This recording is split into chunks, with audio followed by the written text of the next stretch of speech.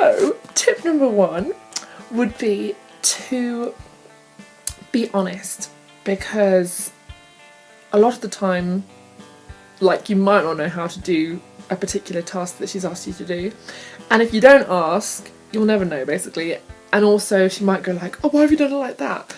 And it can get you kind of frustrated or angry sometimes, and you sort of blame yourself, and yet it's actually just a misunderstanding between the two of you. So, like, communicate and just be honest and say, look, you know, I don't think I can do it like this because that's not my skill or something. Or you can say like, I don't know, how much honey should I put in the tomato yummy or something. You know, so again, it makes her feel involved, and also it is helpful for you because then you know that you won't do it wrong the next time. You know, it's all like a learning curve, really.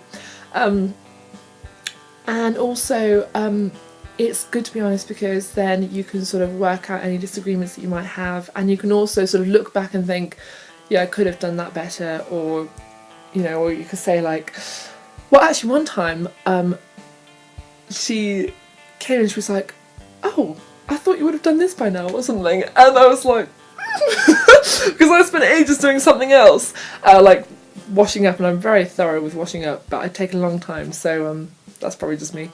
But anyway, so that was kind of like, oh, frustrating. So I did actually tell her, and I said like, I was kind of, I didn't want you to think that I was being too slow, and I kind of said like, I'd rather you kind of just tell me what to do, and then I'll kind of just ask you questions as we go along, and hopefully you won't get annoyed with me.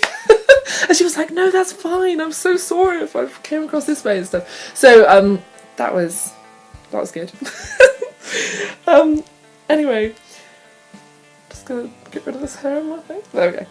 Oh, it's gone again. Oh well. Okay, so that was tip number 1. Okay, this is tip number 2. This is be patient if you can, or like through your experience you're going to learn about being patient, because it's a real key quality skill to have.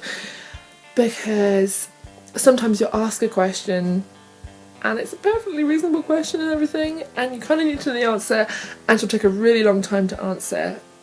And so instead of like trying to assume what the answer might be, or like think like, come on, I want the answer, you just have to be really patient, because it does take a little bit longer for things to go in, and sometimes she'll just have a little brain fog and just kind of forget what the question was.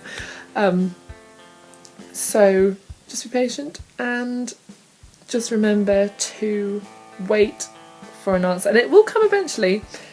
And yeah, and if you need to, just repeat things, because she may not have heard the first time, or she might just be ignoring you, not because she is wanting to ignore you, like deliberately doing it, but because she's thinking of something else. And multitasking isn't one of the strong points when it comes to ME, because it's very difficult, because your brain's focusing on like one particular thing, and so everything else kind of gets shut out, and you're like, okay, I can't know the answer, but okay, never mind.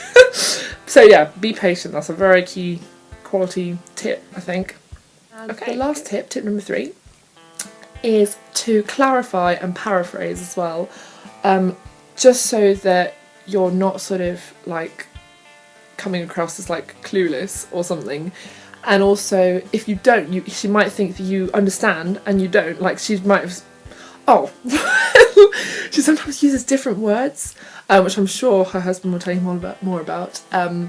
But she might say something like, I don't know, can you put on the kitchen or something, and it's actually the oven or something. That's a weird example. But anyway, so you just have to try and understand and say like, oh, sorry, do you mean like the oven or something? You know, like, just clarify. And when she says something, usually she's quite good at doing things in detail, actually, and she'll tell you exactly where things are. But if you're not sure, just like paraphrase and say, oh, you know, say it like in a different way, so that she understands that you get it and that things are okay.